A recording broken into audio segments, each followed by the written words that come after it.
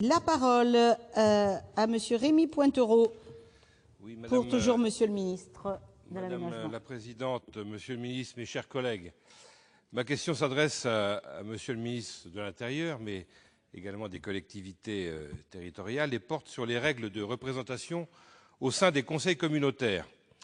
Et conformément à la décision numéro 2014-405 du 20 juin 2014 du Conseil constitutionnel, suite à la QPSC posée par la commune de Salbris en juin 2014 et de la loi 2015-264 du 9 mars 2015, les conseils communautaires sont soumis à une répartition stricte des conseillers communautaires à proportion de leur population communale.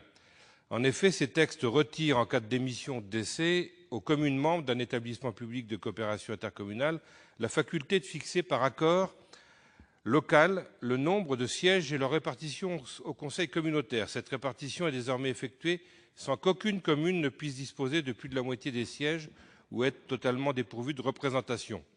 Cependant, la loi du 9 mars 2015 permet un accord local qualifié à la majorité, c'est-à-dire au moins par les 2/3 des conseils municipaux des communes membres représentant plus de la moitié de la population de celle-ci, ou par la moitié de ces conseils représentant plus des 2/3 de la population, ce qui est limitatif. Or, dans le Cher, à la suite de démissions ou de décès d'élus communaux nécessitant d'organiser des élections, l'accord local de répartition des sièges du conseil communautaire a été remis en cause, alors même qu'il avait été mis en place suite aux élections municipales de 2014.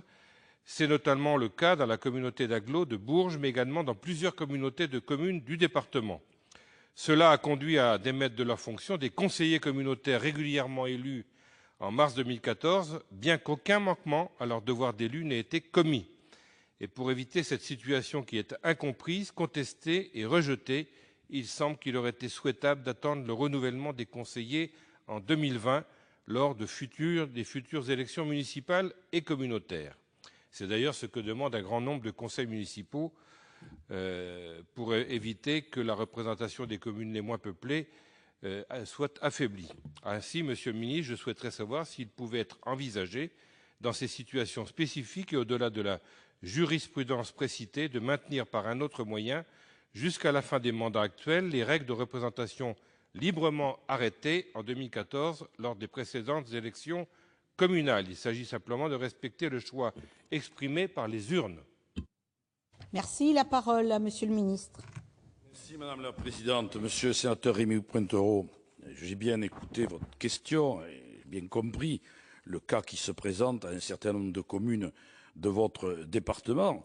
Mais vous avez vous-même cité la décision du Conseil constitutionnel dénommée désormais commune de Salbris du 20 juin 2014 qui prévoit de manière explicite l'impossibilité de maintenir des accords locaux intervenus antérieurement à cette décision. Donc, afin de pallier à cette situation, vous souhaitez maintenir jusqu'au prochain renouvellement, le gouvernement général des conseils municipaux, les accords locaux de répartition des sièges des conseillers communautaires lorsque des démissions imposent de procéder à une élection. Dans sa décision de 2014, monsieur le sénateur, le Conseil constitutionnel a annulé les dispositions relatives aux accords locaux de répartition des sièges au motif qu'elles ne permettaient pas d'assurer une représentation selon des critères essentiellement démographiques.